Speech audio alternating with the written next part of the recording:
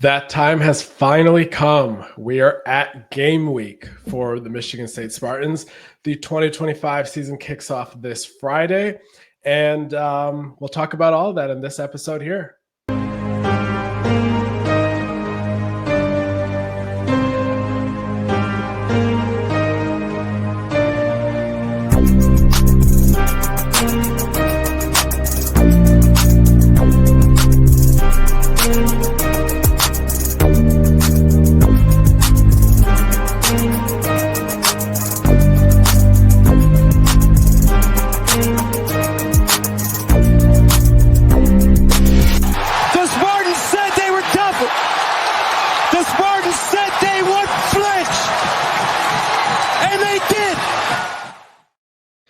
It is finally time to talk about actual football and not kind of just the roster movement and the transfer portal and all that stuff. But it is good that we have those things now as kind of this 12-month football calendar. Definitely at least keeps you engaged during the offseason. I can't even imagine how it used to be a couple years ago where it was 8 months of offseason without any of that to follow. So with that said, it's good to have some actual football here on the horizon as Michigan State takes on Boston College, not Boston College, can't be thinking ahead.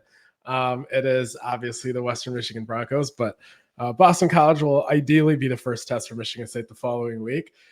So at the end of the day, there's a lot of unknown about this football team, and that's kind of what we'll be talking about, specifically reasons for optimism, but also maybe lingering concerns that should still have you kind of even-keeled and not kind of expecting anything crazy, at least until proven otherwise with some of those concerns. So over the last few days, I put out a series of articles kind of on those optimistic kind of standpoints.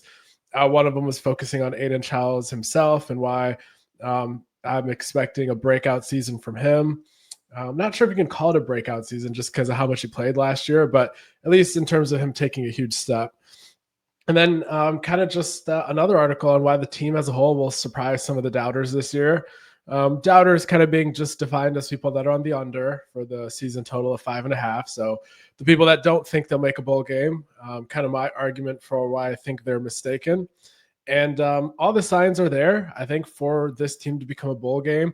If they go 7-5 or 6-6, but more so 7-5, and let's say they win the 8th game in the bowl, anyone that's acting surprised or saying, I don't know where they came from, that's kind of on them, because as I'm going to kind of lay out in this episode, I think all the signs are there for why this team should be able to go ahead and impress people, and especially in one facet of the game more so than the other. So I think some of the reasons that there should be optimism is just from the fact that there's continuity in some ways.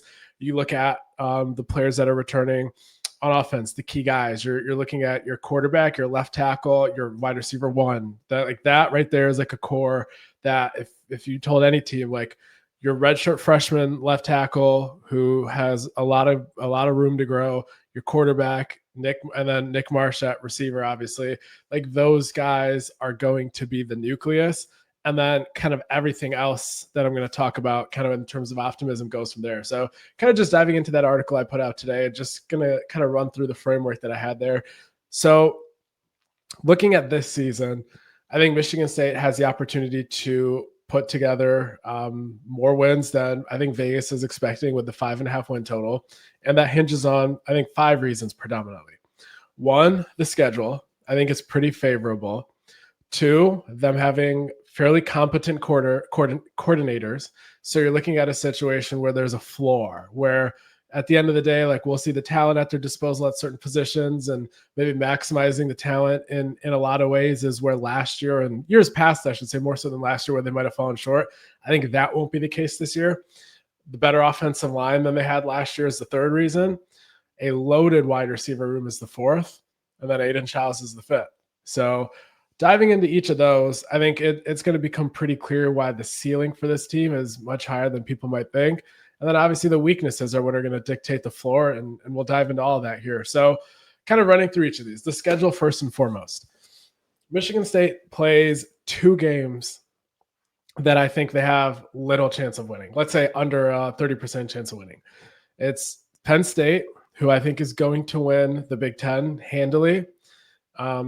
maybe the national title, but I don't know. That'd be a lot of games for James Franklin to string together without kind of underperforming. But he's won the Big Ten before, and I think he can do it again this year. And then the other one is Indiana. And Indiana this year is not going to make the playoff. They're not going to have as good of a record as they had last year. But what they are going to have is they're going to have a better quarterback than they had last year. They're going to have that's Fernando Mendoza coming over from Cal. They're going to have all of their defensive guys back that were strong. Elijah Surratt comes back on offense, and then they've added even more talent. So their record is their schedule is what's going to hold them back. So again, like they're going to have a worse record this year than they did last year, but it's a better team than they were last year. So those are the two games I don't think Michigan State has any kind of chance at winning. Or at least I should say not like a toss-up or anything. Definitely less than toss-up categorization level. So then you're looking at 10 more games. And of those 10 games, the way I kind of put it in is like a tier system of like green, yellow, red. The two I talked about, those were like the games that are red. Then I see 5 green games that like they should win. Like their win percentage should be like above 60%, in my opinion. I don't know what ESPN's FPI predictor and some of those metrics have, but to me, that's Western Michigan, that's Boston College, that's Youngstown State, that's UCLA at home at 9 a.m. body clock for the visiting Bruins, and then Maryland at Ford Field. Again, like not all these games should be like blowouts or anything. Like Boston College, I think, has way more juice on offense this year than they did last year. Last year was just Thomas Castellano was just running around and just hoping to find something. Their defensive line took a hit though, and Michigan State better be kind of motivated for revenge. Last year's loss shouldn't have happened, and it's at home this time. It's at night. It's prime time. It's year 2. It's time to get some momentum. So there's no excuse if they lose that game, in my opinion. Youngstown State goes without saying. UCLA, you are looking at a very hard to predict team over there with Nico Iamaleava coming over there in the spring. Not the biggest believer in their coaching staff, but I think at the end of the day, like you don't really know what anybody is when they've had kind of such a new piece out of the fold. But I still think that, like I said, 9 a.m., their body clock time, noon here in East Lansing, a cross-country trip. Like you should win that game if you want to take a step as a program. And then Maryland at home to end the year, or sorry, not at home, at Ford Field to end the year. And I think a lot has been made of like, oh, Maryland at the end of the season isn't very good. Like Maryland just can't be taken seriously outside of September. And I definitely agree with that part of it. But I think also like if Michigan State's in a spot where that game is the reason they do or don't make a bowl, or maybe that they can really put an exclamation mark on their stadium. Whereas I think a Maryland team like them might kind of already have their season kind of crushed a bit. I do believe in their quarterback a little bit. I think they have some juice with the new pickup there. Name is escaping me, but I think he's somebody that doesn't scare you because of the fact that they don't have the receivers they've had over the years. Like they don't have the Rakeem Jarrett's and the Stephon Diggs and some of the guys they've had even more recently. So like, I think at the end of the day, like he might be an upgrade over Billy Edwards, who's over at Wisconsin now. But at the end of the day, I don't think there's going to be enough around him. And I think Mike Loxley's coaching for his job, and I don't think he's going to succeed in that task. So those are kind of the 5 wins right there. So you're at 5-2 looking at the 2 red games and the 5 green games. Now, you should be able to win enough of the yellow games that you can go ahead and get yourself to 7-5, which is kind of my prediction, 6-6 as a worst case scenario. So those games are USC, which is on the road. That's the 4th game of the year. Time is to be determined on that one. At Nebraska, which is the following week, but with a bye in between, which is critical. Also, no time on that. So we don't know if that's going to be night games on the road or what that's going to look like. Then fast forwarding another month or so, you're looking at Michigan at home. You're looking at Minnesota right away the week after that Michigan game. And then you're looking at Iowa in Kinnick, second to last game of the year. So kind of working backwards here. Iowa is a team that has not had a quarterback that can, for the most part, throw the forward pass the last several years. Cade McNamara, I know he's the same guy that threw for 383 yards against Michigan State in East Lansing in 2021 against the 11-win Michigan State team. But for the most part, like his career as a whole has been deemed to not be anything of significance. There has been large moments where competency isn't even what he has accomplished, but that's the best quarterback they've had in a few years, arguably since Nate Stanley. So that's a program that they've always had a defense they've leaned on. Now this year, Mark Gronowski, who's transferring up from the FCS, allegedly he can throw the forward pass. And that's great. That's a big step up for Iowa. But at least somebody from the outside who doesn't know like every single like candidate to break out, but at least knows like who was productive last year and stuff like that. Their defense this year, I would say, has the least amount of NFL draft candidates that they've had in a while. And I'm not going to count out Phil Parker, Michigan State alum, one of the best defensive coordinators. I would argue maybe the best defensive coordinator of the last 20 years. So we'll always kind of have to count on him to have a great unit until the day he doesn't. But I don't know if he has a lot to work with. I think finally their lack of talent and lack of recruiting might be catching up to them on that side of the ball. Last year, the defense from the metric standpoint wasn't as good as they've been in years past. And that was with Jay Higgins at middle linebacker. So I think now I'm not really bought into Iowa being kind of, let's just say, a bigger threat than they've been in years past, just because Mark Gronowski is the quarterback. I don't think that suddenly just checks the box and now I was off to the races again. At Minnesota is a team that I don't know what to make of them. Drake Lindsey taking over at quarterback. They did not go ahead and get a transfer. They kind of had the guy in the room there, replacing Max Brosmer, who they brought in as a one-year rental last year. Darius Taylor at running back, one of the best in the Big Ten. And then a lot of other guys who are kind of like your blue collar, your Iowa, your Purdue, like your kind of teams where it's like, hey, like we don't know what they're going to be, but they always play hard. They're tough. You're going there on the road, last third of the season, so it's going to be cold. Week after the Michigan game, so like on paper, maybe Michigan State should be better than them, but that's still a yellow game for me. Then you're looking at Michigan at home. Last year, Michigan State out-toughed Michigan for at least 2.5 quarters. They were the better team for most of that game. They had atrocious red zone execution, and they have nobody but to blame for themselves with that loss in that regard. But again, Michigan, we can talk about them for a whole hour, but I think at the end of the day, Bryce Underwood has one of the more electric arms I've seen in person myself, but I also think that it's going to be a massive, massive challenge for him to go from playing Detroit public school, high school football to the Big Ten football conference as a true freshman. The cover two shells that they're kind of playing exclusively here in high school ball in Michigan does not kind of prepare you the way that the quarterbacks that are excelling as true freshmen from like the Southeast or out West are playing against. Those kids are playing year-round ball. They have spring ball. They're playing 7-on-7 at a higher clip, traveling more nationally. Like that, he, of no fault of his own, I think is going to struggle tremendously from reading the kind of play unfold in front of him perspective. But I don't think that is a greater kind of condemnation on what his career will be or how his 4 years will go. I think he's a very talented quarterback, great arm, but I don't think Michigan's going to have it easy on offense this year whatsoever. Huge fan of Justice Haynes, the running back that picked up from Georgia Tech. I personally still do not believe in the receivers. I know they got the kid from Indiana who transferred in, and they like some of the guys that are stepping up another year, the Fred Moores of the world. But at the end of the day, like I need to see it to believe it. And I know they like Marlon Klein, I think the tight end that they have, who's stepping up into the role that Colson Loveland played. But so far, at least as of what we've seen right now, he's not Colson Loveland. And then on the defensive side of the ball, I do not believe that they are going to just go ahead and plug in the Rayshon Bennies and Enow Edas of the world to immediately step up and play as well as Mason Graham and Kenneth Grant did.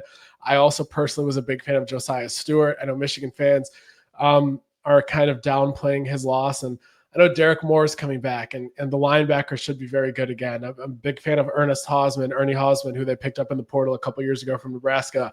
So I get the pieces are there. Jair Hill is one of the best corners in the country. But at the end of the day, like you're not going to convince me on paper going into the season that this year's defense is as good as last year's was. So even if your quarterback can throw the forward pass this year, even if your running game doesn't take a drop off, and your defense doesn't go from elite to bad, unless they say it goes from elite to good, I just don't think there's enough pieces there for them to kind of win this game in East Lansing that Michigan State has also leveled up for the reasons that we've talked about all offseason and the reasons we're going to talk about as well. So I think that's a win for Michigan State. And then you can, if you're ambitious, you can split the USC and Nebraska games. I think they lose to Nebraska. I think they have a better chance at beating USC. I have a lot of faith in year 3 Matt Rule. Go look at the last places he's coached at Temple, at Baylor. Look at what they did the first 2 years. Not good. And then look at what they did the third year. It's almost automatic with him. We'll see if he's the same after kind of that NFL stint, but I shouldn't really have any relevance to the way he builds college programs. So, yeah, I'm a huge believer in Nebraska this year. I think their front 7 got better. Raiola should ideally be better, even though I think he was a bit underwhelming last year. So anyway, I think you're looking at probably going 3-2 if you're an optimistic person, and you're probably looking at 8-5. I'm probably looking at 2-3 in those yellow games, and I'm at 7-5. Or sorry, 8-4 is what I should have said, and then 7-5 is kind of where I'm at. But let's say like you out of these games, like sure, I'm right about the green, and then let's say you only win one of these yellow 5 games, like you're still at a bowl game. You'll get the extra practices. Ideally, you win the 7th game in the bowl game. So your season as a whole should pretty much not really be that all that different. But 8-4 for the chance to win the 9th in the bowl game would be huge. But everything else in that is just really semantics for the most part. It doesn't really change a lot recruiting wise. So either way, though, have to make a bowl game no matter what. But anyway, getting back onto the track of kind of where I think Michigan State has reasons for optimism here. The schedule is bullet point number 1. The second thing that I mentioned were the competent coordinators. So last year on defense, let's start with Joe Rossi. Michigan State was putting out redshirt freshmen, true freshmen, like by the middle of the year. Justin Denson, true freshman, was playing in the Oregon game, significant amount of snaps. By week 11, they were playing true like walk-ons, and week 11 and 12. They had like very little pass rush, and that part might be an issue again this year. We'll talk about that in the pessimistic session of this podcast. But they like Rossi had very little to work with, like very little.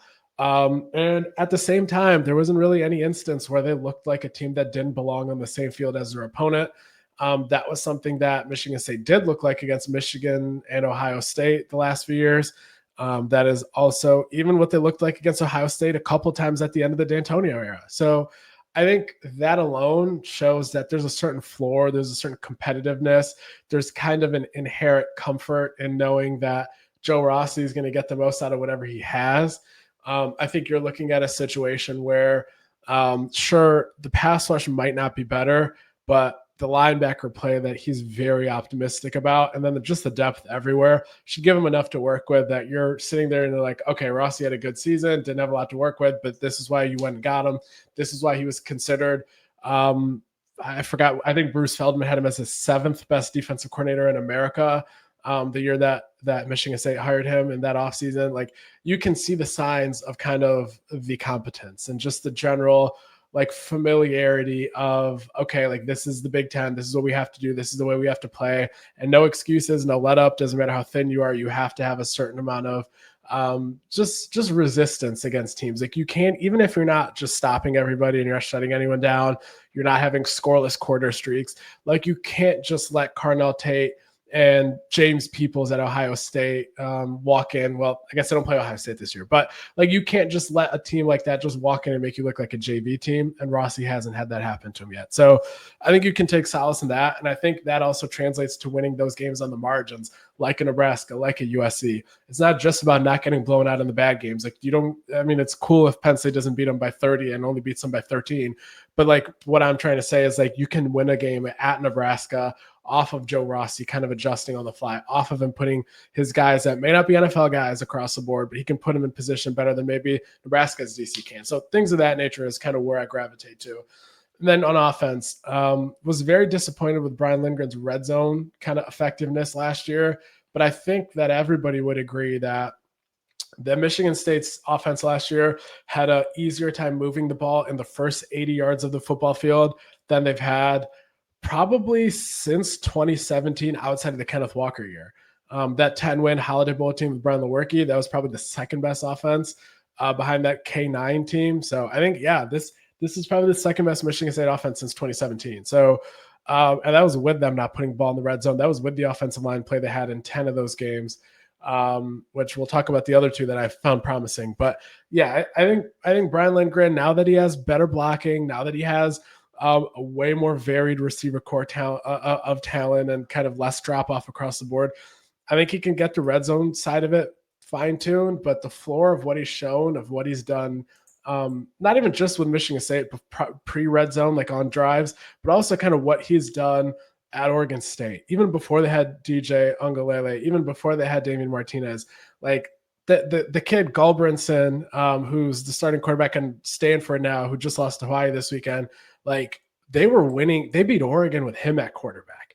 Like the second that Lindgren had an offensive line at Oregon State, they kind of really started to take off even before they had the actual talent. So this is something that I'm optimistic about. And I think he, just like Rossi, is another coordinator where you can say, hey, these guys have what it takes to keep you competitive in this environment, in this conference.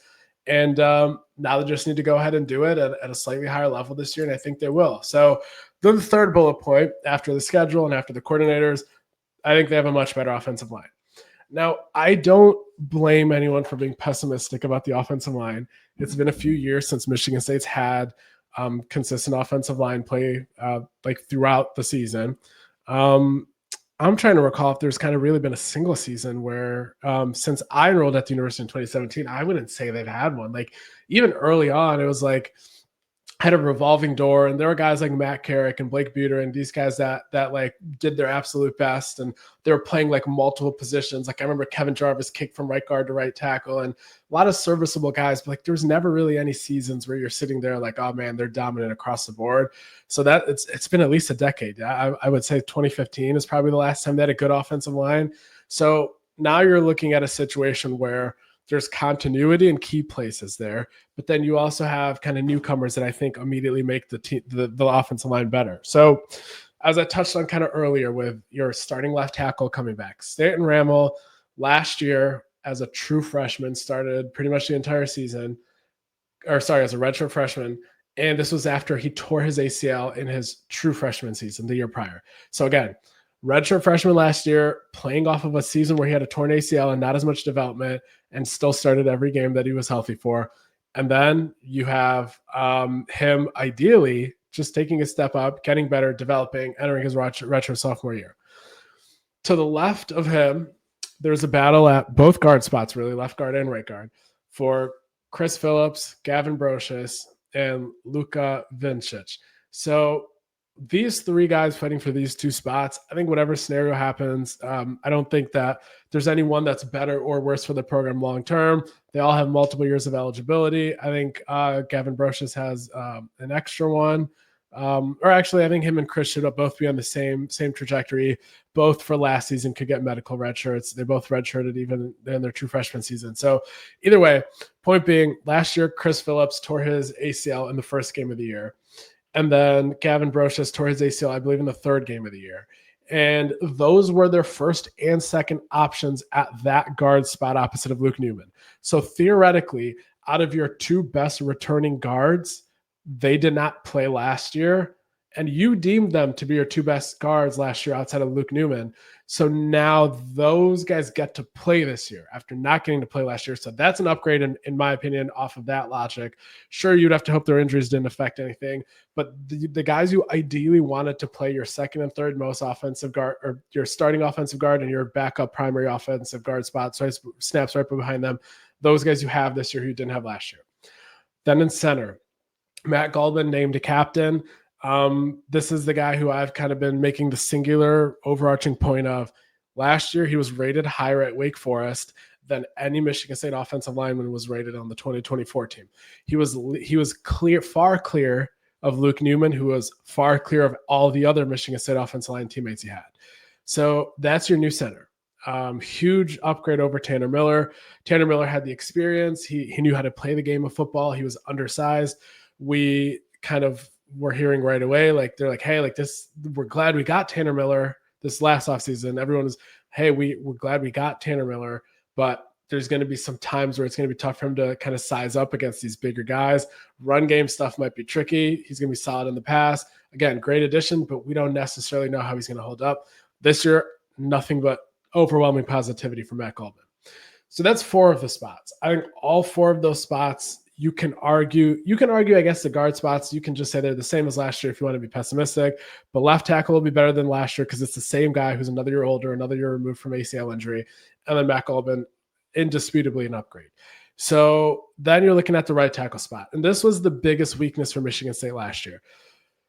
The right tackle spot is like in a lot of the highlights where Aiden Childs, whether he's making the plays or whether it's getting blown up, whatever, the right tackle spot is like where a lot of the pressure was coming from in a lot of these. Michigan State had not even that many slow developing plays that they were using. Even the quick developing plays, it was like an immediate just beat off the line, just a swim move, just immediately discarding the right tackle. And now Michigan State sends Ashton Lepo kind of just to the second team, and he's going to be there. Like he's still there. Like the floor is still where last year's right tackle play with Lepo was.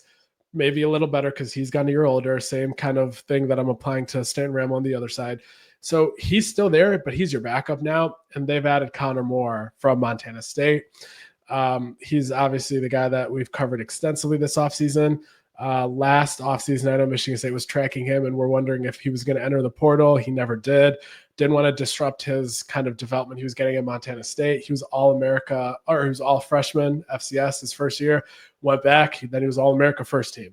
So Michigan State moves him from left tackle to right tackle, and Michigan State beat Ohio State for him. So at the end of the day, like there's all these clues that he's going to be really good, but we don't know if that's necessarily going to be this year. We don't know how good. But one thing is for sure is he should be better than the play Michigan State got last year, even if instead of great, he's above average. And then the stuff we said about the other four guys next to him is true. There you're at 5 guys that all should be improved.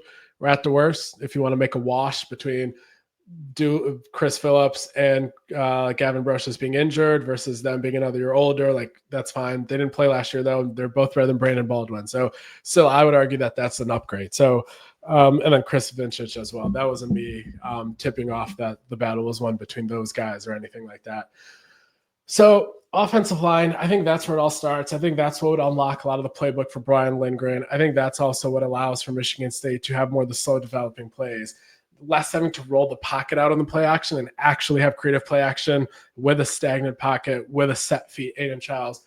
So I think you're looking at an opportunity to take the shackles off the scheme, also have more tight end routes being ran instead of them always chipping and kind of holding the tight end production back. I think that's also where you see in the red zone way more ability to be creative as well. So better offensive line play was kind of the third big reason. And then the fourth reason we've beaten the dead horse, but why not continue to beat it? Because it's one of the most positive and optimistic storylines that Michigan State's had. In my opinion, the most positive since Kenneth Walker's arrival at Michigan State. And that is this wide receiver room. So again, like we've said all there needs to be said about it, but Nick Marsh, Michigan State got him to return despite him having 7-figure NIL offers elsewhere. Obviously, Michigan State had to pay up a ton. He didn't just come back for free out of charity and said that, oh, you guys don't have to pay me, I'll play here. But point being is Michigan State stepped up with the resources, and he's back. Amari Kelly coming in from Middle Tennessee State, 1,000-yard receiver, lethal. I think he's going to have a huge season. He's my candidate to break out for this off. He's going to be the offensive breakout player of the year.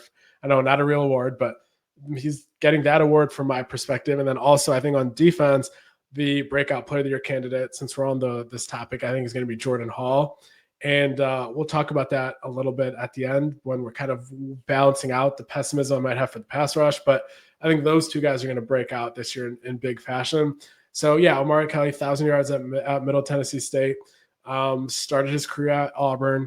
He's going to be electric for Michigan State this year. He's going to be the guy that maybe the first week the props come out, his receiving line might be like, I don't know, 45 or something like that.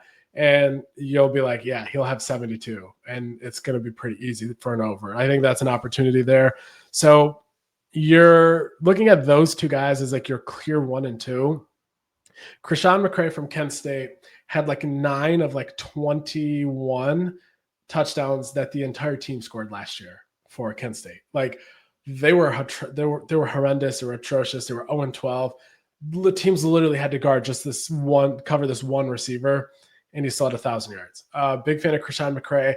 He was banged up for part of preseason fall camp, and that actually allowed the fourth receiver here that I'm going to talk about, Rodney Bullard, to make a big impact and kind of get up to his heels and push for that job.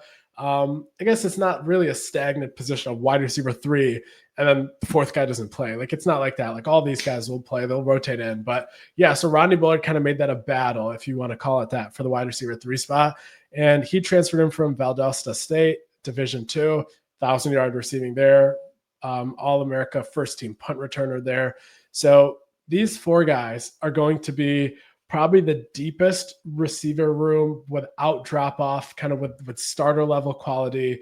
Like, Michigan State's going to have more options without having to worry about, oh, if we rotate in, like, we're taking a step down. Like, they've always had like the Jaden Reed, Speedy Naylor. Like, it's never really been a one-man show except Keon Coleman's last year. But like, they've always had kind of that kind of 2 guys, like even going all the way back, like Felton Davis had like a Darryl Stewart and kind of stuff like that. But like, they've never been like, oh, wide receivers 1 through 4, all of them are just lethal. Look around the field, throw it to whoever's open. Everyone's going to maximize this target. That's where they're at now. And then not only do they have starter depth, they have backup depth. Evan Boyd, Central Michigan transfer, who has 3 years left to play still, brother of Ethan Boyd, who used to play at Michigan State. He's like 6'3", 6'4", big body. He's going to be really good for Michigan State.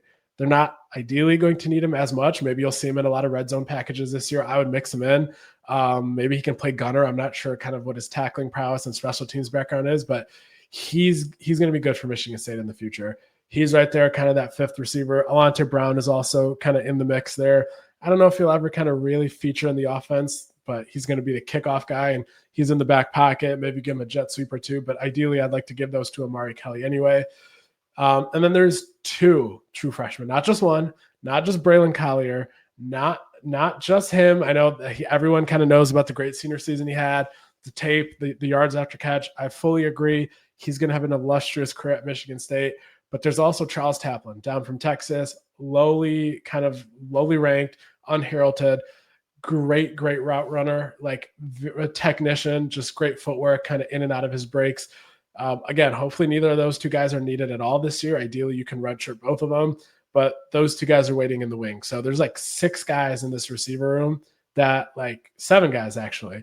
You're looking at obviously the Amari Kelly, Nick Marsh, Krishan McCray, Rodney Bullard, then invisible dotted line in the sand, Alante Brown, Evan Boyd, Braylon Collier, Charles Taplin. So just a great kind of room there that Michigan State has future potential and also current top level production there. So those are 4 reasons. And then the 5th one, Aiden Charles. I think Aiden Charles is going to be as big of a reason as anybody for why this team is going to surprise people, why they're going to have a good season, why they'll make a bowl game at the very least, maybe add another win or 2 on top of it. Childs had an up and down season, but I also think that a lot was made of the turnovers that was not properly reassessed as the season went on. I think, like the turnovers in the Boston College game, the Maryland game, obviously the first throw he had as a Spartan was an interception. And I get it. Like, a lot of turnovers early on. But we also needed to reassess this storyline throughout the season and not kind of just blindly saying, oh, he has a turnover problem. And people this offseason are still talking about, man, if he can show that he can cut down the turnovers, he could be really good. Well, he did cut down the turnovers. So last year, he had 4 interceptions over his final 8 games of the season. That's a half an interception a game over an 8-game sample size. So sure, he had 7 interceptions in the first 4 games, which was 1.75 interceptions a game, but that's half the sample size. That's what came first. And then the 8 games to end the season, he had way fewer interceptions. So that was a huge transformation, and a lot of people are just kind of glossing over that.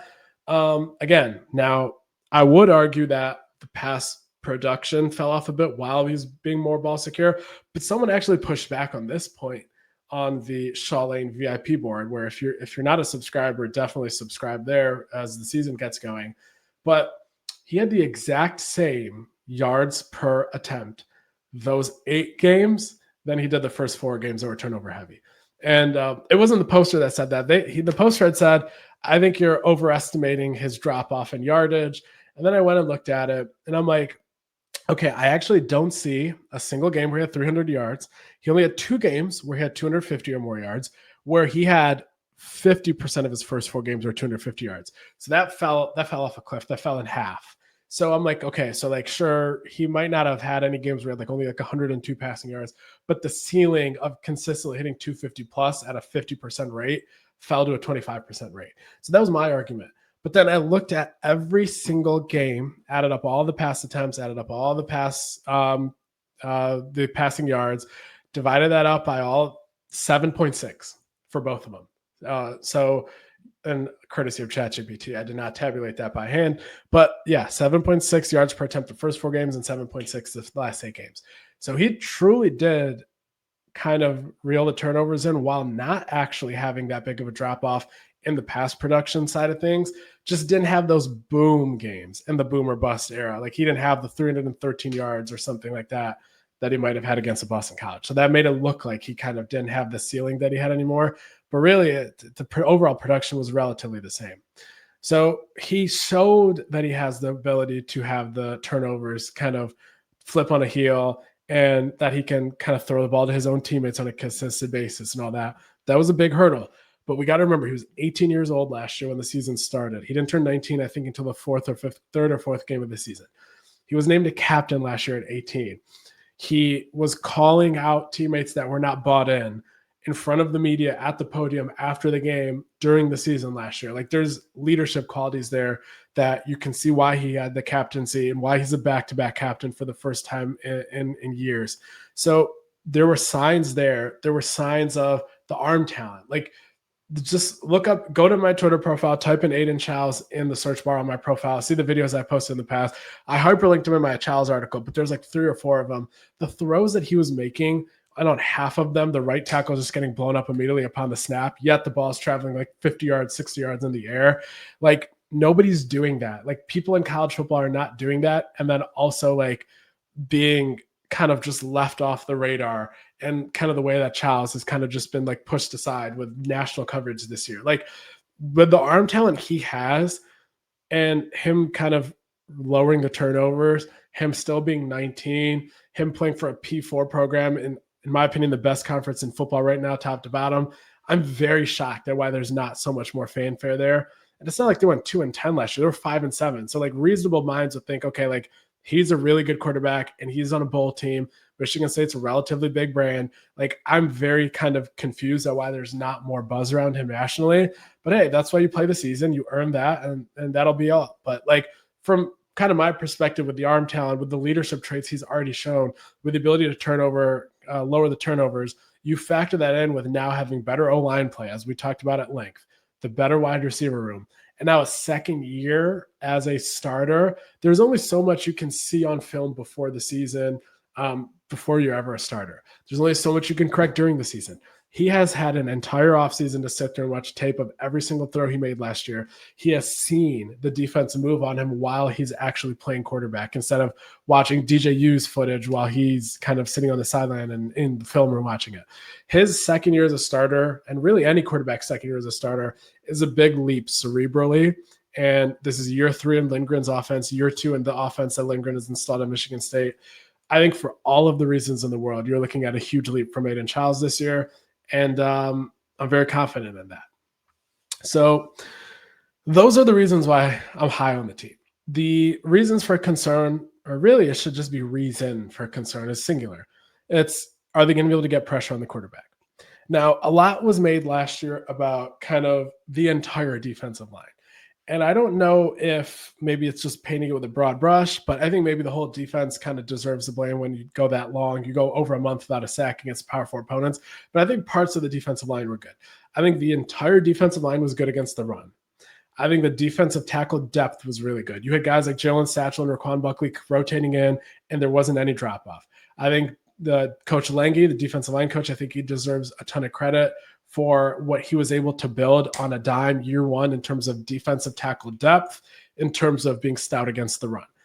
But not one person, and I should also say that the strong side defensive end side with Jalen Thompson, Quindarius Dunnigan, also very good against the run, and then just not very great against the pass. But like that side is supposed to be less of your speed rusher, get after the quarterback type of stuff. So anyway, there were bright spots there, but you simply cannot go that many games in a season in a row without having sacks. Like period. I don't care about pressures. I don't care about, like they moved the quarterback off the pocket. Now I do on individual plays, like reevaluating a play's success. That stuff is good and fine, but you can't end entire games without having sacks. Not at this level of football. I don't care who your corners are. You could have Quinyon Mitchell on one side and you could have Sauce Gardner on the other, and it doesn't matter. Nobody can cover for 7 seconds. So you're in a situation now where this year you have several rush ends, all of which that could be good, but none of them have tangibly been good. So you have Isaac Smith coming in from Texas Tech. You have David Santiago coming in from Air Force. You have Anelu Lafiele coming in from Wisconsin. I think he's not supposed to be kind of a contributor this year, but it's there for him if he wants to snag that and kind of become that guy. You have Tyler Gillison, who was transferred to Michigan State from Cincinnati a couple years ago. Last year was his first year at Michigan State. He was a redshirt freshman last year, so redshirt sophomore this year. So there's guys there that can step up. Like you have warm bodies and an opportunity to become more than just that. So who will do it? Will anyone do it? That's what we'll see. That's going to be the difference between Michigan State kind of being in that 6-6, 7-5 range, or them having a great season. I think the offense is such a high ceiling, and the ability to go 6-6 off of their back alone is possible. I don't know if they can go like 9-3 or 8-4 off just the offense's back. The pass rush is going to have to help. And Joe Rossi has the linebacker core that he envisioned having when he went from Minnesota to Michigan State. Having an anchor like Jordan Hall, who right now at Michigan State, they believe he's an NFL linebacker without any shadow of a doubt. I don't know about leaving early this year or anything like that. Linebackers, first of all, the NFL's devalued linebackers so much that you would literally have to be like Devin Lloyd at Utah coming out of the draft a few years ago to like leave early. But like, I don't know about leaving early, but I think he's an NFL linebacker without a shadow of a doubt in their mind. Then Wayne Matthews next to him, who last year was a little underwhelming, but I also just think that it was a byproduct of no pass rush, and even the best coverage linebackers could only cover for so long. So he has a very varied skill set in those top two dogs between Jordan Hall, Wayne Matthews, and in a nickel formation where you're in two linebackers, those are probably the two guys. In base on a 4-3, the Sam linebacker. Right now, it's a three-way battle. I guess maybe they probably internally know who's won that battle now for the starting spot, but you're looking at Darius Snow, you're looking at Samaj Bridgman, and you're looking at Marcellus Pulliam. Pulliam transferred from Miami to Michigan State before last season. Bridgman transferred from Michigan to Michigan State before last season. And he's from Imhotep Charter, same school as Micah Parsons. Not that I'm saying he's Micah Parsons, though. And then Darius Snow, as everybody knows, has battled through severe injuries and been at Michigan State 6 years now, and he seems like the consummate Spartan dog. Those three guys are all so close to each other that if they had to rotate them out, or if there was hopefully not any injury, that you would see no drop off. And for Michigan State to have three guys at Sam linebacker that they can say that about, that is so different from anything that at least I've seen from Michigan State since I enrolled at the university in 2017. Like, I remember there've been years like where they'd be like, oh, like situationally, like Brandon Boyer Randall can like come in and like provide a spark here. But like coaches weren't talking about, like if on every down we had to play Bridgman instead of Snow or Pulliam instead of Bridgman and Snow, like we'd be fine. And that's new for this program. And I think that gives you a lot of versatility. And at the Mike backer spot, it's not the same thing. Like you're not going to be able to go from Jordan Hall to Brady Pretzloff and be like, no drop off. But I think it would be like Brady Pretzloff as a backup Mike backer who has to come into play. It will be a better backup Mike linebacker than any backup Michigan State's had at that spot in years. Then Isaiah Moa, or Ice as they know him, Ice Moa, he is going to be backing up at the will behind Wayne Matthews. And he's somebody that they said if he had to start, we'd be perfectly fine with it.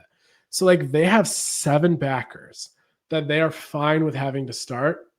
And that's just unheard of. And at least like even Georgia and Alabama, I don't know if they're claiming they have 7. Now, obviously their standard of what it takes to be a starter at Alabama is they're comparing it against like guys that are literally like Jahad Campbell's of the world, like going round one. I get it. Like it's not apples to oranges, but within your own construction of your roster to say that you don't see a huge drop off until after 7 guys, that is so unique. And I think that Michigan State can use that to offset them not having traditional pass rush from a traditional rush end that just lines up there and blitzes every single play. I think they can do creative stuff. I think they can use Smash Bridgman in some creative ways. They can use ice in some creative ways. I think they can generate creative solutions at times in critical situations. Maybe not a consistent pass rush throughout the whole year, but there's enough there to work with for Joe Rossi that if the DBs, where there's continuity and at safety completely with Malik Spencer and Nikai Martinez, and you have a really good transfer corner that they believe in fully in Josh Eaton, and then Chance Rucker or maybe Malcolm Bell or maybe Najee Burt, those guys kind of battling for the other cornerback spot, and then maybe like the loser of that battle plus a Jeremiah Hughes plus an Ade Willie, like those guys battling for the nickel spot. Like if that unit can do enough to help the front seven, I think as a whole, the defense can definitely be at an average, if not an above average level, with an offense that I think is at a great level. So I have reasons for pessimism for the rush end. I am significantly worried about straightforward production from people that line up at rush end on a consistent basis, but I think it can be kind of masked in a variety of ways with kind of the bag Rossi has and the players and the chess pieces he has at his disposal. And he has an optionality and a versatility he hasn't had at Michigan State, and frankly didn't even have in Minnesota, though you can argue that he was able to develop guys like a Boye Mafe at rush end and stuff like that who are just better in their individual spots. But I think he has more chess pieces and more resources here for this defense than he's had at Minnesota. So now it's just about coming together and all of it taking place on paper. The one other point of recent pessimism is kicking. Michigan State, both of their kickers, Tariq Ahmet-Bejek and I think Martin Connington are both guys that are kind of the co-leaders / competing starters for that spot. Haven't really been given an indication of who would have been ahead, but there's no real practical application for who's ahead anyway, because both have been injured. So it would have been theoretical anyway. Looks like it's a questionable for Tariq. Sorry, do not know exactly how he pronounces it. And then Coddington is an actual out for a couple weeks, it seems like. So there's a kicker from Davenport that I think they're confident in terms of kickoffs. I don't know about field goals, but big concern there the first couple of weeks. So expect Michigan State to go for it on really anything under like 4th and 5, maybe 4th and 6. Guess it depends on the spot of the field. But yeah, I think at the end of the day, that is a new concern and shouldn't matter against Western Michigan, but could matter against Boston College. And then ideally wouldn't matter against Youngstown State, but hopefully Coddington's back truly in a couple weeks, like they're saying, and not half the year. And hopefully they can make it work in the meantime. And I don't know, that is something new that has kind of just popped up and is a way bigger deal than it kind of you would think. So other than that, Michigan State should be relatively healthy. I know Jack Velling's been out of camp for most of camp, but should be healthy here heading into the season. Krishan McCray, like I said, was banged up, but I think he should be good to go. I think we've kind of touched on everything. The only thing that I realized I haven't mentioned due to no specific reason, but it's the running back room. Brandon Tullis, Mekhi Frazier, Elijah Tautalliver. Now, I do not know exactly how they might split the carries the first couple of weeks. I'm not going to sit here and tell you that the way that I see it playing out the whole season as a whole is how it'll definitely look in week 1. But the way that I see it kind of ending up being by the time the season ends is that there's going to be a clear delineation of a top 2 with those true sophomores from Texas and Tullis and Frazier. And that Tautalliver is more of just your third down situational guy that has significantly third place carries on the team. Week 1, could it be 33, 33, 33 roughly? Maybe. But long-term, I think Frazier and Tullis are your 2 guys. I don't think there's a clear differentiator of who's ahead of the other. Brandon Tullis was called out as a great performer in the first scrimmage, as we reported on the Shawling VIP board. Mekhi Frazier was called out in the second scrimmage as such. So I think those are your 2 guys that are going to be your consistent down-to-down backs in the run game. And then Tautalliver mixed in the pass game, third down back, stuff like that. So I think they're very optimistic about the position. They, by plan, went and only got a depth rotational guy in Tautalliver instead of a feature back. They last year did not redshirt either of the 2 Texas guys. They were too far ahead in their development, they thought, but there was just not really enough reason to run them last year when you have a very capable Karen Lynch Adams and Nate Carter ahead of them, and not a great running offensive line for them to run behind. So but they got their feet wet. They both got multiple carries against Ohio State and Iowa, and the staff is very optimistic. So that'll be fun to see play out to kind of see if they've been right. But I think like I said about the offense as a whole, like your offense line should be better. So even if either of your running backs isn't better than my personal out of the two last year, I think Caroline Lynch was a bit more talented than Nate Carter. I think he had more active feet. I think he ran harder, not in terms of effort, but just kind of running style, where Nate Carter was more deliberate. So I think Caroline Lynch-Adams was the best running back last year. I don't know if either of these guys are going to be better than he was, but I think the run game will be much more effective on its own, given the offensive line step up. So offense should be good. Offense should be great. I'll even say great. So that's where I'm at heading into the season. Like I said, I'm looking at a 7-5. I do unfortunately think that 6-6 is more likely than 8-4 right now, but I think both of those are significantly under the 7-5 kind of likelihood. I think I'm fairly certain that that's how the season will go, barring injuries, barring major surprises. We'll see if I'm wrong. Hopefully it's to the upside if I am. And definitely kind of we'll be talking all season long on how it's going. Going to try to do post-game podcasts on all of the games that I do not go to. Right now, I am planning to go. I am going to the first game of the season. Already applied for the credentials. Already going for that. So that's locked in. I don't know if I'm going to try to go to any other games because I do want to be very consistent with having post-game pods.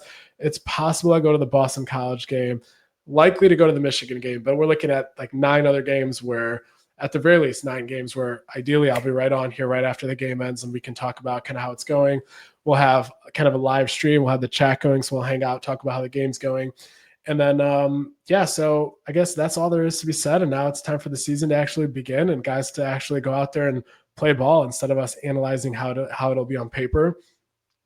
I think it'll be fun. I think it'll be a fun season where even when things are not perfect, even when the team has some cracks in the foundation, you're building towards something.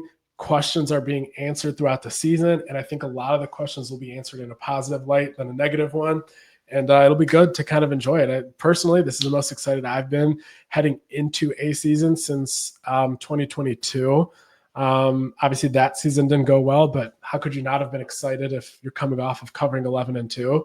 And I think the buzz that I feel for the receiver room is not much different than what I felt about Kenneth Walker that year. I thought Kenneth Walker was significantly unheralded for no reason at all. And that one look at his tape would have shown literally anybody that, even if you don't know football, you could have watched his tape coming out of Wake Forest and know that he was good.